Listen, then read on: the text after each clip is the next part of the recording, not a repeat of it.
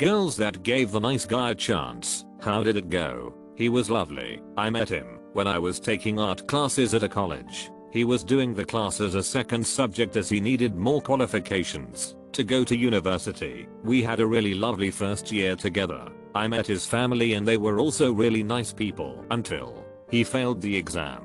And I didn't. When he got his results at the same time as me, he went ballistic and said in anger, "Why do I always have to settle for second choice?" And I said, "That's not true, you've." But I didn't get time to finish what I was going to say. He interrupted with, "Don't think you were even my second choice. You were just available. And no wonder why. You're defective, so I could be certain no one was going to try and take you away from me. I have a disability." And he was a nasty, jealous little bastard underneath that nice exterior. And a few more details, if you are interested in a bit more. I'm profoundly deaf from birth. Use hearing aids now, but they are only to boost what small capacity I have to hear some sounds, and my main communication outside the internet is lip reading and BSL. This is why my punctuation/spelling and sometimes grammar can be hard to read. I have to remember all the rules without much of an auditory prompt. See, when people naturally pause in speech, my brain is still trying to catch up with that lip shape. So commas and things are curious little additions to me. I do try though and appreciate any direct comments. If I've made something totally unreadable or turned a good point into a mess of bad punctuation. Now, a bit more about the situation. I think he was a deeply competitive person, more so than I realized. It was hidden from me for a year because he didn't regard me in any way as competition. He was only doing the art classes for the qualification to add to those he needed for his chosen subject. Then suddenly he failed, and I of all people passed. Perhaps to him, I went in that instant from girlfriend, disabled, passive and no threat to his self-esteem, to winner of the exam race and total threat. Anyway, it taught me something about how deceptive people can be, and a bit about attitudes to disability, and a bit about relationships. He went off to university. It wasn't his first choice of uni, but then he didn't have the grades for that. He seemed great. We hit it off and worked through some early issues. He ignored me for days at a time to play video games with his friends. Not even a text of hello or sorry, I'm busy. His mom was diagnosed with cancer about a year in, and I moved in with him so I could spend as much time as possible with her and support him as she was terminal. 8 months after she passed away, a friend of mine found his profile on the dating app we met on. Currently active with a paid subscription.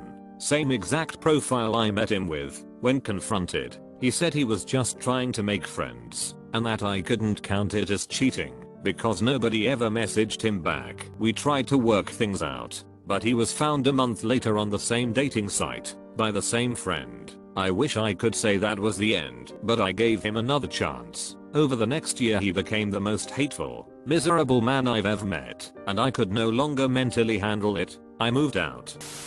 I was coming out of a string of really bad, toxic, abusive relationships, so I promised myself that I would try to find a nice guy to date. Well, I had a first date with this one guy. We'll call him Tim.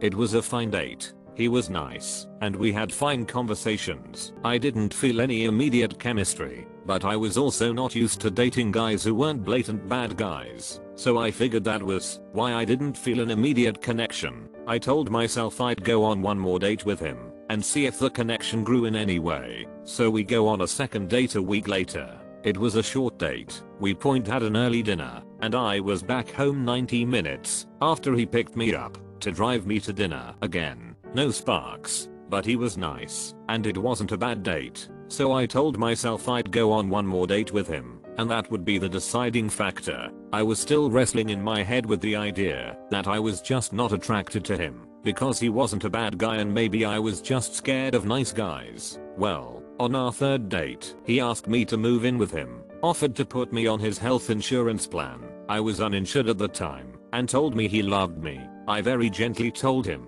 that he was a great guy, but he was clearly more invested than I was, and that it wasn't fair to him, that he deserved to be with someone who was equally attracted to him.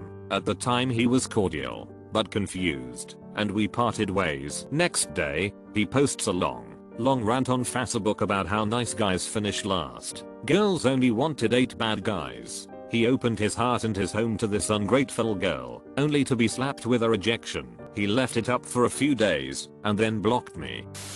Self-proclaimed nice guys almost never are. If you're really a nice person, you don't need to advertise. Then there are nice guys who really are nice, but in an overbearing way. No girl worth being with for the long term wants to be worshipped. I did end up marrying a truly nice guy. He made me laugh. He had his own life and didn't expect me to be his whole world or for me to change my life for him. He didn't play games. He listened to what I had to say and didn't come to me with a lot of assumptions about who I was supposed to be. He looks out for me, but knows I can look out for myself just fine. He's kind and I have never met a person who didn't like him.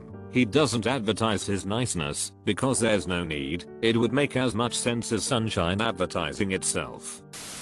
I almost gave the nice guy a chance, but after he showed up at my house uninvited and made my dad super angry, had a strict no boys allowed rule until I hit 18. I was 15 at the time. I gave up. He begged me to give him a chance because we both liked World of Warcraft. That was it. Glad I did give up because of stalking, inappropriate thigh touches at lunch, creepy talks about what he wanted to do to me, trying to convince me to sneak out in the middle of the night to see him, and etc. absolutely terrified me. I haven't seen him in quite a while, but I'm honestly still scared to be alone in that county. I have a BF. Now that doesn't do that, but I never go visit my parents without him or stay at their house alone. I'm now 23 and still worry.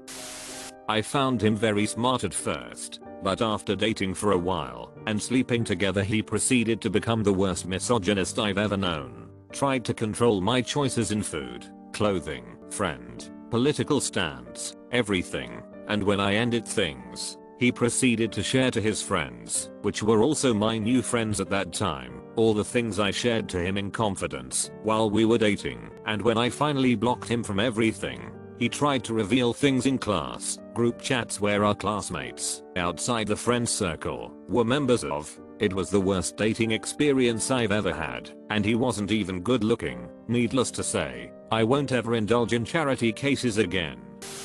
We had a messy, volatile on and off thing going for a long time. He cheated on me, as well as the next several girls he dated. Then I moved away, developed a hardcore independent streak, and became career driven, while he got with and married one of my best friends. They've been together for 10 years now, married for about 6, and they have a rainbow baby. He seems to have shaped up, and we all had dinner once a month or so. I was also with a genuinely nice guy at one point. An unfortunate series of life circumstances at the time kept us from officially making a go of things, and he got with another girl who ended up pregnant a month into their relationship. They got married and have 3 children. Out of all the people I was with, he was the only one I would have considered a future with.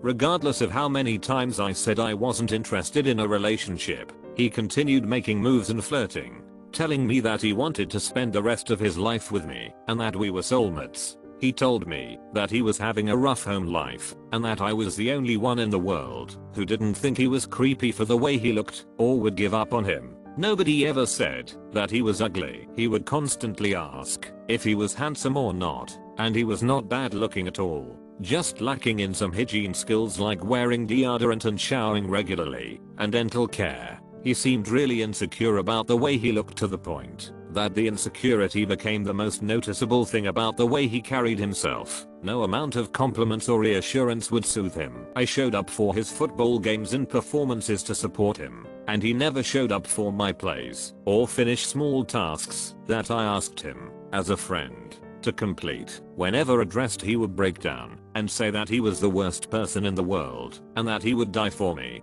He eventually stopped talking to me and moved on to somebody else. I honestly think he needed more attention and love from his parents and was using the desire for a girlfriend to fill the emotional gap. I feel bad for him, but I'm glad to have some distance. Long ago, in the time of myths and legends, when ancient heroes still roamed the earth, and before Atlantis was pulled into the sea, I was the nice guy. I was the nice guy who was 100 pounds overweight, who wore hiking boots to his suburban school, and paired them with cargo shorts and heavy jackets. I was the nice guy who had no social skills because I spent all of my time alone watching anime and reading Dragonlance. It's important for me to speak out to anybody reading this thread who may be wishing the same thing that I did, that a girl would just give me a chance. That's not how it works. A Hyperborean wanderer. That's not how it's ever worked, nor how it will ever work, and the sooner you realize that, the sooner you can start taking steps toward having a normal social life. If you're anything like I was, you fill in your lack of real life social skills with the social interactions you absorb from fiction.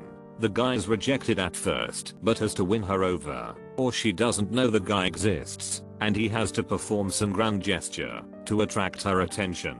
Or she isn't interested, and so he has to convince her to give him a chance. These tropes feel real because they get played out again and again on the screen and page, but they are just like the trope of the lone master swordsman who defeats a seething horde of foes with nothing but raw skill and a bamboo reed. In real life, we know that he'd just be mobbed in seconds and get shanked in the kidney by some stupid goblin, but we love the drama of it, so we give it a pass. The thing is, the rest of society already understands this about the romantic gestures in fiction. They instinctively know that these things are cute in a story, but are as fake as the lone swordsman.